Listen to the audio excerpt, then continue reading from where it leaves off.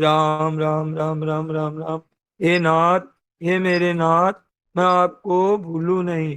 राम। आज का सत्संग परम श्रद्धेय स्वामी जी महाराज का 28/9/1992। देखो, सबका अनुभव यह है कि आपस में मेल मेल मिलाप रहने से शांति रहती है और खटपट होने से अशांति होती है। सबका ये अनुभव है हम लोगों का। शांति से जीवन के दिन निकल जाते हैं। तो कहने का तो इससे क्या होता है कि सब से मेल रखने से शांति रहती है। ये बात ठीक है ना? हमसे पूछ रहे हैं, हम लोगों से, तो एकदम ये ठीक बात है कि आपस में प्रेम रहे, आपस में शांति रहे। यही तो हम चाहते हैं, एक प्रेम रहे, स्नेह रहे, शांति रहे। अब क्या करें इसके लिए कि ऐसा प्रेम और ऐसी शांति हमारे घरों में बनी रहे। इसकी बहुत बढ़िया युक्ति बता रहे हैं महाराज जी। अगर आप सब समझे मेरी बात को, सुने ध्यान से और समझे और समझ करके काम में लाएं, तो आप सब निहाल हो जाएंगे। ऐसी बढ़िया युक्ति आपको बताते हैं कि हमारे मन में ये क्या रहती है कि सास के मन में रहती है कि बहू अनुकूल हो जाए, बाप के मन रहती है कि बेटा मेरे अनुकूल हो जाए। ये अनुकूल हो जाए, ये संभव नहीं है। घर में जितने हैं ये सब मेरे अनुकूल हो जाएं, लोगों में मेरी बात चले, लोग मुझे पूछे, लोग मेरी तरफ ध्यान देवे, मेरे कहे अनुसार चले, ये आपके हमारे हाथ की बात नहीं है। इसकी अपेक्षा क्या है? सुगम क्या पड़ता है? सुगम क्या पड़ता है कि मैं उनका कहना मानूं, मैं उनके अनुकूल चलूं। ये तो सुगम है, इसमें कठिनता कम है। थोड़ी तो कठिनता आएगी, कम है। सब मेरे अनुकूल चले, एक कठिनता ही कठिनता है इसमें, और असंभव भी है। तो मैं इनके जहां तक बने अनुकूल, मैं जहां तक बने इनके अनुकूल चलूं, ये संभव है। एकदम अनुभव है ये। तो एकदम अनुभव यह तो नहीं है, पर न्याय युक्त हो तो उनमें अनुकूल चलूं। इसमें एकदम तो अनुकूल एकदम तो नहीं है संभव, लेकिन इसमें एकदम अगर न्याय युक्त है तो इनके अनुकूल चलूं। इसमें भी दो बात खास है। क्या क्या है? फिर इसमें भी चलने में, इस बात में भी स्वतंत्रता हो जाएगी चलने में, और हम निहाल हो जाएंगे। हम क्या करें? हम क्या करें कि जो परिवार वाले हैं या हम इनके अनुकूल हो जाएं, इसमें स्वतंत्रता हो जाएगी। कैसे? अभी अभी देखिए, मैं सब के अनुकूल हो जाऊं, उसमें तो कठिनता पड़ेगी, परंतु सबके अनुकूल प्राय मैं हो सकता हूं। ये बात है कि मैं सबके अनुकूल हो सकता हूं। पर दूसरी बात क्या है? दूसरे मेरे अनुकूल हो जाएं, ये हाथ की बात नहीं है। दूसरे मेरे अनुकूल हो जाएं, ये हाथ की बात नहीं है। तो अब कौन सी बात है, दोनों में कौन सी बात ठीक रही कि सबके अनुकूल बन जाऊं? ये युक्ति काम में लानी चाहिए, इसकी चेष्टा में लग जाना चाहिए। अब वो दो बात कौन सी बताना चाहते हैं महाराज जी? वो हमारे को, जो हमारे को अनुकूल चलाने वाले हैं अपने, वे मेरे से न्याय युक्त चलाना चाहते हैं क्या? न्याय युक्त। अगर वो मेरे को अन्याय युक्त चलाना चाहते हैं, ये बात तो सोचने की है। अगर वो अन्याय युक्त हमारे को चलाना चाहें तो हमें अनुकूल नहीं बनना है उनके। हमारे हमारे से कोई पाप ही कराना चाहे, अन्याय ही कराना चाहे, शास्त्र विरुद्ध, मर्यादा विरुद्ध काम कराना चाहे, झूठ बोलवाना चाहे, धोखा दिलवाना चाहे, किसी को जहर दिलवाना चाहे, अन्याय युक्त है, न्याय युक्त नहीं है, तो फिर उनका कहना अन्याय युक्त है। तो उनका कहना अन्याय युक्त न हो तो फिर हम तैयार हैं उनकी बात मानने के लिए, चाहे छोटे हो हमारे से, चाहे बेटा ही क्यों ना हो, बहू ही क्यों ना हो। दूसरी बात, हमारे सामर्थ्य के विरुद्ध न हो, हमारे सामर्थ्य के विरुद्ध न हो। हमारा सामर्थ्य है ही नहीं, तो हम कैसे करेंगे? तो ये दो बात ध्यान रखने की बताई महाराज जी ने। अगर अगर ख्याल करें तो हम अनुकूल बन सकते हैं सब के। दो बात ये ख्याल करना है, बस दो बात का ख्याल करना है, फिर हम उनके अनुकूल बन जाए, कोई बात नहीं है। अब वो ऐसा कहें कि जो काम हम कर ही नहीं सकते, मकान उठा करके दूसरी जगह रखता हो, तो ये तो संभव ही नहीं है, सामर्थ्य भी नहीं है, हमारे सामर्थ्य की बात नहीं है, तो उसको न करें। और कर ही नहीं सकते, क्या करें? और एक उनका कहना न्याय युक्त नहीं है, तो हमें करना नहीं चाहिए। कर सकते हैं पर करना नहीं चाहिए। एक तो करना नहीं चाहिए, एक कर नहीं सकते। एक तो करना नहीं चाहिए, एक कर नहीं सकते। कर नहीं सकते, ये दो बात, कर नहीं सकते ये दो बात छोड़ दो। ये दो बात कर ही नहीं सकते तो छोड़नी पड़ेगी क्या? हम उनके अनुकूल नहीं बन सकते। हमारी सामर्थ्य है, हम हम सुगमता से कर सकते हैं, उसमें कठिनता भी नहीं है। इसमें जोर पड़ेगा तो कठिनता से नहीं, सुगमता से कर सकते हैं। और उनका कहना बिल्कुल न्याय युक्त, धर्म युक्त, नीति युक्त, सामर्थ्य युक्त, सामर्थ्य अनुसार उनका कहना है ठीक तरह से, तो हम कहे अनुसार कर देवे। आपके प्रेम हो जाएगा, हो जाएगा, आपके घर की खटपट मिल जाएगी, इतनी बात है। अगर ये शिक्षा हम ले लें कि दूसरों को कहना न्याय युक्त है और हमारे में सामर्थ्य से बाहर नहीं है, तो उनका कहना हम करें। अगर आप ऐसा करोगे तो आपका कहना भी कर लेंगे, वो आपका कहना भी कर लेंगे। फिर जो अभी आपकी बात नहीं मानते हैं, और आपका आपस में प्रेम हो जाएगा, साथ में रहना ही पड़ेगा। अगर हम साथ में रहेंगे और ये काम नहीं करेंगे जो महाराज जी बता रहे हैं, तो फिर खटपट होगी, अशांति होगी, कठिनता होगी, दुख होगा। और अगर हम यही काम प्यार पूर्वक, शांति पूर्वक, बड़ी सुगमता से रहेगी। अब हम लोगों को क्या है कि एक आग्रह रहता है, एक अहंकार बना रहता है कि मैं छोटा क्यों बनूं? अरे इसमें छोटे बनने में बड़ा फायदा है, अहंकार छोड़ने में बड़ा फायदा है। तो ये काम में लाने की चीज है। ये केवल व्याख्यान सुनाने की, सुनने की नहीं है, ये कहने सुनने की बात नहीं है, ये काम में लाने की बात है कि हमारे सामर्थ्य से बाहर न हो और उनका कहना न्याय से बाहर न हो, युक्ति योग्यता से बाहर न हो। अगर वे निष्काम भाव से कहते हैं तब तक तो करेंगे, अगर वो न्यायुक्त हो और हमारे से करवा करवाना चाहे तो सब काम करेंगे, हम बिल्कुल करेंगे, चाहे कोई छोटा भी कह दे हमको, इसमें कोई बाधा नहीं लगेगी। उसके स्वार्थ है ही नहीं, तो हम उसके साथ में हैं।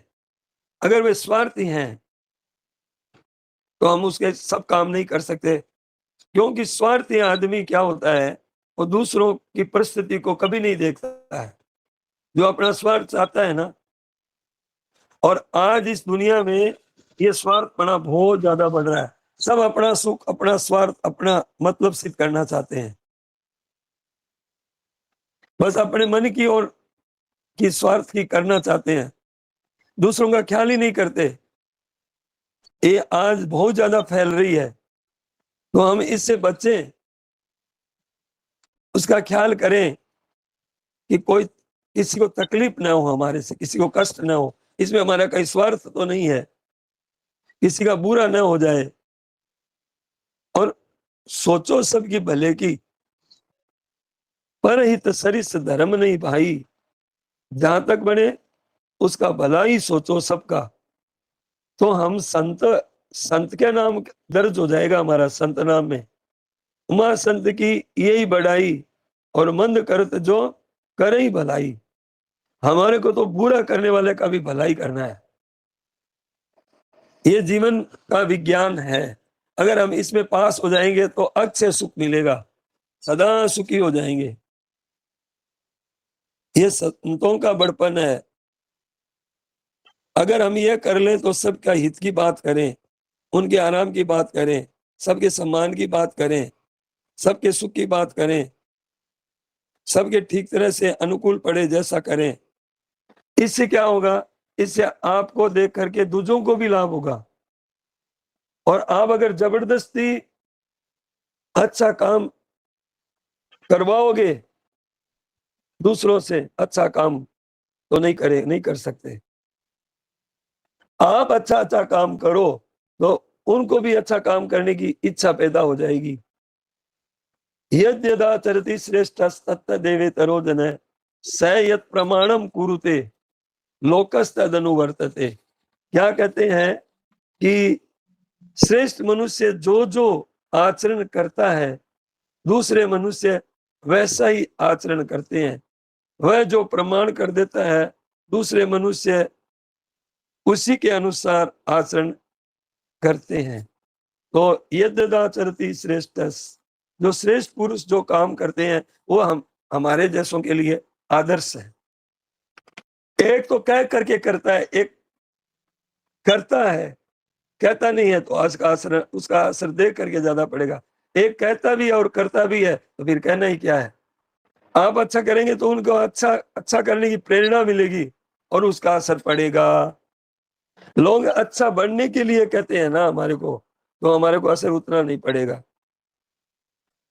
हम अच्छे बने, हम अच्छा बर्ताव करें, श्रेष्ठ पुरुष बर्ताव करें, तो ऐसा हम भी करें, ऐसा भाव उसका असर लोगों पर अच्छा पड़ेगा और दूसरों को अच्छा होगा तो उसका बड़ा भारी पुण्य होगा। हम अगर अच्छे आचरण से अच्छा काम करते हैं तो हमारा जो अच्छा काम करने का जो लाभ है उससे हमें तो लाभ होगा ही, दूसरों को भी बड़ा भारी लाभ होगा। अब हम देखिए इसका दृष्टांत समझने की जरूरत है कि जैसे हम किसी को अन्न दान करते हैं, भूखे को भोजन कराते हैं, गायों को घास देते हैं, हाँ, चिड़िया को चुगा देते हैं, तो वो अच्छी बात है। प्राणी नाम प्राणा, तो अन्नदान महादान ऐसा कहा जाता है। पर उसकी अपेक्षा, अन्नदान की अपेक्षा से भी बड़ा दान अच्छा क्या है कि हम अच्छा बर्ताव करें। उस अच्छे बर्ताव से अन्नदान की अपेक्षा विशेष मतलब महात्म्य है, पुण्य है। अन्नदान से तो पेट भरता है, जीवन निर्वाह होता है और इसमें अच्छाई आ जाएगी और किसी में हमारे अच्छे आचरण से और किसी में अच्छाई आ जाएगी तो कितने अच्छे बन जाएंगे बताओ। एक आदमी अन्न दान करता है, भोजन कराता है भूखों को, और अब वो कहता है कि नहीं मैं तो मेरा जीवन अच्छा बनाऊंगा, तो उसका जीवन जो अच्छा बनेगा ना तो उसमें कितने आदमी अच्छे बनेंगे। तो उसके पेट भरने के लिए लोग लाभान्वित होंगे। तो जो अच्छे बनते हैं उनको भोजन की हरेक के मन में आती है। जब हम अच्छे बन जाएंगे तो कितने आदमियों के मन में आएगी कि इनको भोजन कराएं, हमारी भिक्षा ले लीजिए, हमारा भोजन ले लीजिए, हमारा कपड़ा ले लीजिए। तो अच्छे बड़े, अच्छे आचरण करे और अच्छी बातें कही तो लोग पीछे पड़ करके कहते हैं कि अन्न लीजिए, जल लीजिए, कपड़ा लीजिए। करते हैं कि नहीं करते हैं संत महात्माओं के लिए? तो उनके मन में अच्छी बात पैदा हुई कि नहीं हुई? भोजन तो मिला ही मिला। तो देखिए उनके मन में पैदा होगी तो अच्छे मतलब कि अच्छा बर्ताव करें और दूसरी बात अच्छी अच्छी बात करें, अच्छी बात सुनाएं। अच्छी बात सुनाने का असर दोनों जगह पड़ता है। देखिए हम अगर आचरण करें और वैसा कहें तो दो को असर बहुत तेज पड़ेगा, पड़ेगा ही, दूसरों का असर पड़ेगा ही। और दोनों हो तो बस कहना ही क्या फिर। तो कहने का मतलब है कि एक नंबर असर पड़ेगा, आचरण भी अच्छा और कहने भी बात अच्छी है पड़ेगा ही, देखिए पड़ेगा ही। जैसे महाराज जी हमें बात कहते हैं तो हमारे असर पड़ता ही है। तो हमारे ऐसे जीवन में शुद्ध निर्मल, किसी के खटपट नहीं रहे, किसी के, तो हमारे कब होगा ये जीवन में? जब हम उनके अनुकूल बन जाएं और न्याय युक्त है, उनकी बात मान लें तो शांति होगी, प्रेम होगा। इसमें सबसे पहले है कि किसी को बुरा नहीं समझना अपने को। हम बुरे नहीं है कोई। अच्छा, कोई आदमी समझिए कि हमारे बुरा ही करता है और हम तो अच्छा ही करते हैं, तो हम तो अच्छा ही करते हैं। अब हम तो अच्छा ही अच्छा किया, काम किया, एक नंबर काम किया, हमारे आचरण भी अच्छा और हमने कहा भी, फिर भी किसी को बुरा लग रहा है, तो वो जो दूसरे का स्वभाव ऐसा है, उसके स्वभाव बुराई का है, पर हमें उसकी बुराई नहीं देखनी है। हमने अच्छा आचरण किया, अच्छी बात कही, तो हम तो निश्चित रूप से एकदम से निर्दोष हैं और हमें दोष भी नहीं लगेगा। देखिए महाराज जी कहते हैं कि हम अच्छे बने और अच्छाई का प्रचार करें, लोगों को भी श्रेष्ठ उत्तम बात कहें और हम भी अच्छे बर्ताव करें, तो इससे बड़ा प्रेम होगा। आज हम महाराज जी से सब प्रेम करते हैं, महाराज जी की याद आती है, उनको याद आने से बड़ी शांति मिलती है। तो उनका जीवन ऐसा ही है। महाराज जी कहते हैं ये गृहस्थ आश्रम है ना, ये हमारी एक पाठशाला है। गृहस्थ में सुधार बढ़िया होता है, उतना सुधार साधु का नहीं होता है। साधु का उतना सुधार नहीं होता है जितना गृहस्थाश्रम में सुधार होता है। महाराज जी कहते हैं कि मैं एक आश्चर्य की बात बता रहा हूं। ये छोरा छोरी, ये बच्चे बैठे हैं हमारे सामने साधु, ये कहते हैं साधु बन जाए, बाबा जी बन जाए, हम भजन करेंगे। इसकी महाराज जी कहते हैं इसकी अपेक्षा गृहस्थ में अच्छा बने, ये बड़ी चीज है, ये तो जल्दी अच्छा बनेगा। साधुओं की अपेक्षा, साधुओं में क्या है, कमजोरी होती है, वो कमजोरी गृहस्थ में नहीं होती है। साधु में ऐसी, वो क्या है कि उनके मन के अनुकूल नहीं होती है ना। आश्रम में कहीं भी, चेला चेली में कहीं भी कोई खटपट होती है तो छट चल देता उठ करके, वो सहन कर नहीं कर सकता, उसमें सहन शक्ति नहीं होती है साधु में। अब गृहस्थ में माँ है, बाप है, बेटा है, बहू है, तो अब आपस में खटपट होती है तो वो कहाँ जाएंगे? माँ छोड़ के घर कहाँ जाएगी, बेटा छोड़ के कहाँ जाएगा, बहू छोड़ के कहाँ जाएगी? तो गृहस्थ में सहन शक्ति बढ़ी ना। साधुओं की कमजोरी है, वो क्या न्याय करेगा, साधु सहन नहीं कर सकता। तो ये गृहस्थ आश्रम एक बहुत बढ़िया पाठशाला है, बहुत अच्छी पाठशाला है।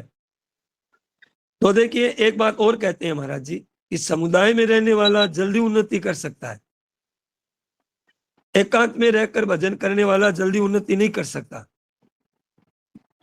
हम कहते हैं कि हमें एकांत मिलेगा तो भजन करेंगे, नहीं कर सकेंगे आप।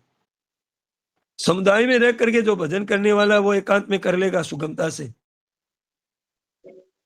और एकांत में भजन करने वाला समुदाय में उसके लिए मुश्किल हो जाएगा। बड़ी कठिन बात है। अब सब लोग हमारे अनुकूल कैसे हो जाएं? समुदाय में दो बात विशेष है, गृहस्थ में रहते हुए, समुदाय में रहते हुए दो बात विशेष है कि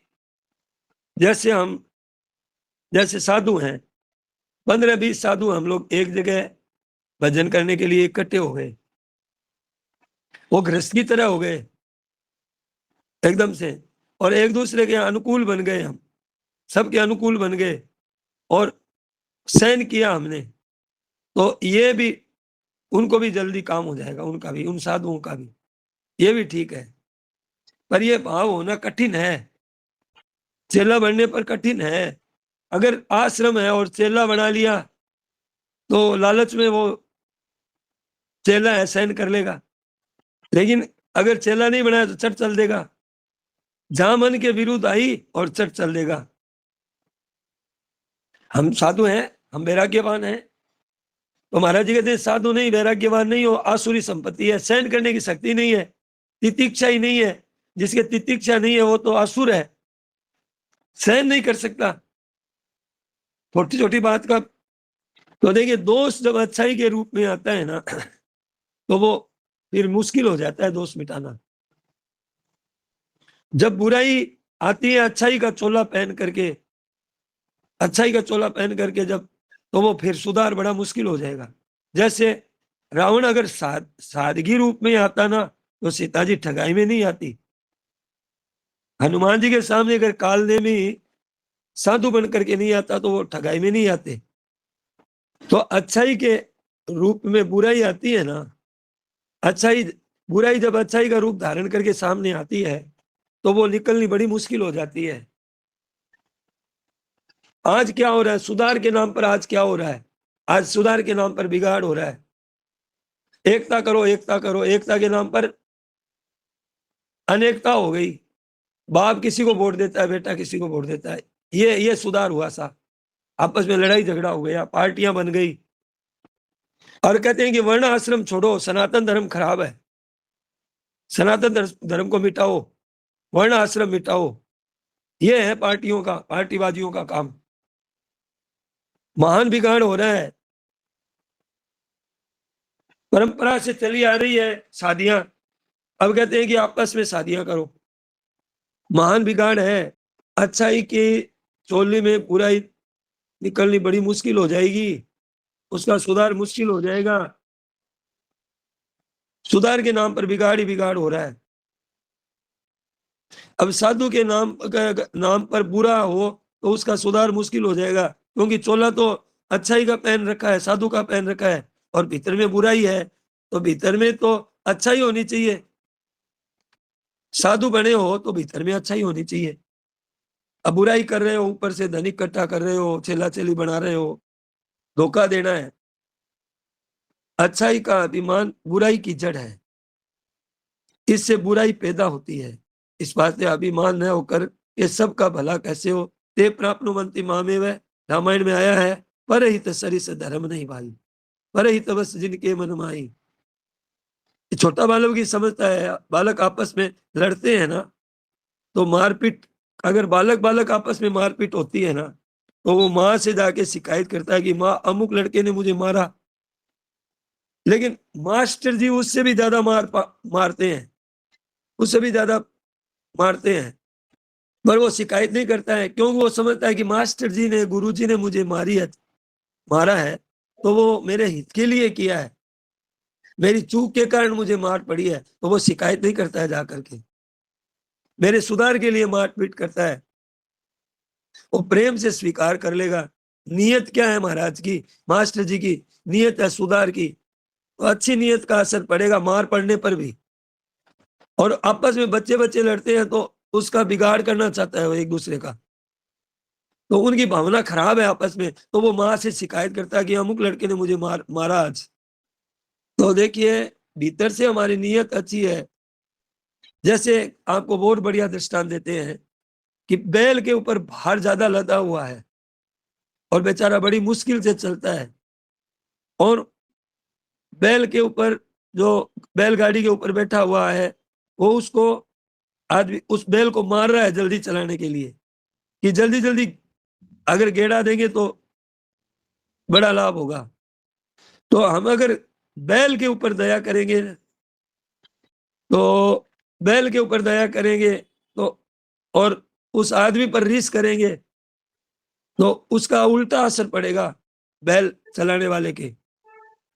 वो कहेगा तू मेरे को समझाने वाला कौन है, मैं तो मारूंगा इसको और मारूंगा।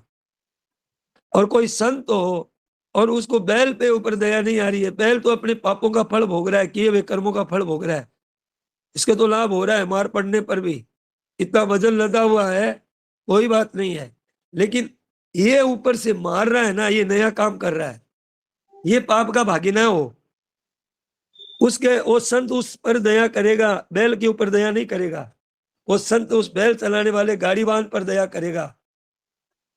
तो अगर वो उसको रोकेगा और कहेगा कि क्यों मार रहा है बैल को, तो उसकी भावना उसको बचाने के लिए है, तो वो ढीला पड़ेगा। क्या करें, ऐसे ही, मतलब कहेगा आपको ऐसे शब्द कहेगा, आपके साथ रीस नहीं करेगा। तो भैया आपका बैल के ऊपर दया नहीं करके उस आदमी पर दया करोगे तो आपका असर ज्यादा पड़ेगा, क्योंकि बैल तो समझता नहीं है। बैल के अंदर तो देखो, उसके अंदर तो कल्याण की भावना, उद्धार की भावना, तो हमारे उसके भीतर में हमारे भाव ऐसा है कि ये बेचारा नया दोस्त का भागी बन रहा है, वो तो अपने पुराने पापों का पाप भोग रहा है। तो हमारे, तो ये देखिए कि अपने अपना सुधार करना है। अपने क्या करना है, देखिए आज अपने अभिमान का त्याग करना है, तो अपनी कामना का त्याग करना है, और हमें हुकूमत नहीं करना है, शासन नहीं करना है किसी पर। अपने आपके घरों में सुधार कब होगा कि आप बड़पन का त्याग कर दो, अपने बड़पन का अभिमान का त्याग कर दो, तो आपके असर पड़ेगा। यद्यदाचरति श्रेष्ठ सत्य देवे तरो जन स यत् प्रमाणम कुरुते लोकस्तदनु वर्तते। श्रेष्ठ पुरुष है, जो जो आचरण करता है उसका असर पड़ता है, पड़ता है, पड़ता है। उनके वचन का असर कुछ न कुछ प्रभाव सब पर पड़ता है, पड़ता है। साधन करना चाहता है उसका असर अधिक पड़ता है। श्रेष्ठ मनुष्य जो जो आचरण करता है, दूसरे मनुष्य वैसा वैसा ही आचरण करते हैं। वह जो प्रमाण कर देता है, दूसरे मनुष्य उसी के अनुसार आचरण करते हैं। तो इसमें क्या है कि 5 शब्द हैं, इसमें 5 शब्द हैं, यत यत और तत् तत् और एव। क्या शब्द है? यत यत, तत् तत् और एव, ये 5 शब्द हैं। से ये प्रमाण करते हैं लोकस्तदनु वर्तते। जो कहने का असर तो 2 गुना हुआ, और करने का श्रेष्ठ आचरण का असर 5 गुना पड़ता है, 5 गुना। तो डबल से भी ज्यादा असर पड़ा ना। इस वास्ते हमें अच्छे आचरण करना है, करें, कहना नहीं, करें, और कहें जिसके लिए, हमारे कल्याण के लिए, तो दूसरों की अच्छी बात कहें, कहते हैं। पारमिक जो अभी पारमार्थिक बातें, भगवत चर्चा, सत्संग, कीर्तन, कथा बातें, ऐसे कुछ न कुछ प्रभाव अपने पर अच्छा पड़ता ही है, पड़ता ही है। हमारे कल्याण के लिए, अपने कल्याण के लिए भला हो, व्यवहार अच्छा रहेगा, घर में शांति रहेगी, प्रेम रहेगा। नहीं तो अशांति होगी, खटपट होगी। तो हम क्या है, सबके साथ प्रेम से रहे। हमारी एक एक धारणा ऐसी हो जाए कि भगवान दूसरों को सुख पहुंचाए। घर में है ना, छोटे हो चाहे बड़े हो, अपने अभिमान नहीं रखना कि मैं सास हूं, मैं बड़ी हूं, तब प्रेम नहीं होगा घर में। अगर आप अपना अहंकार रखोगे, ये रखोगे, तो आप आपस में सास बहू की बनेगी नहीं। देखो, आपको एक बात और बहुत बढ़िया बता देती है। अगर आपका घर में कोई सुख पहुंचाता है आपको, आपकी बात मानता है, आपका कहना मानता है, आपका सुधार नहीं होगा, इतना सुधार नहीं होगा, उसका असर तो पड़ेगा उसकी सेवा का। पर हमारे को कोई दुख देता है, सामने बोलता है, बात बात में रीस करता है, धमकी देता है, तो दुख पहुंचाने वाले के साथ में रहने से सुधार जल्दी होगा। महाराज जी हंसते हुए कह रहे हैं, अब बात तो थोड़ी कठिन है कि घर में जो दुख पहुंचाता है, कहना नहीं मानता है, मनमानी करता है, उससे हमारे को लाभ जल्दी होगा, हमारा जल्दी सुधार होगा, हम लाइन में आ जाएंगे। क्योंकि अच्छे के साथ में अच्छा बर्ताव करना तो सुगम है, पर बुरे के साथ में अच्छा बर्ताव करना कठिन रास्ता है। तो कठिन रास्ता होने पर भी हमारा भला होगा, बहुत जल्दी कल्याण होगा हमारा, निहाल हो जाएंगे। उमा संत की यह बढ़ाई, मंद करत जो करे भलाई। अपने तो भला करना है, अपने तो सुधार करना है। बुराई करने पर भला तो अपना सुधार नहीं, जल्दी नहीं होगा, बुराई साथ में है। इस तरह से आपस में प्रेम का बर्ताव करें तो लोक परलोक दोनों सुधरेगा, निहाल हो जाओगे। किसी तरह से सहन करो, प्रतिकूल से प्रतिकूल परिस्थिति में रहना ये बड़ी चीज है, जल्दी लाभ होगा। इस तरह से मैं अपना जीवन शुद्ध बनाना है। मनुष्य जीवन मिला है, ये एक मौका मिला हुआ है, बार बार ये मनुष्य जीवन मिलता नहीं है, तो इसमें फिर भाव सुधार करें और यहाँ से सीख करके सत्संग से जाएं और फिर अपना जीवन भी ऐसा शुद्ध बनाने की चेष्टा करें।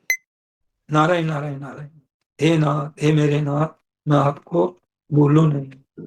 सबको प्रणाम। सियावर रामचंद्र की, मोर मुकुट वंशी वाले की जय।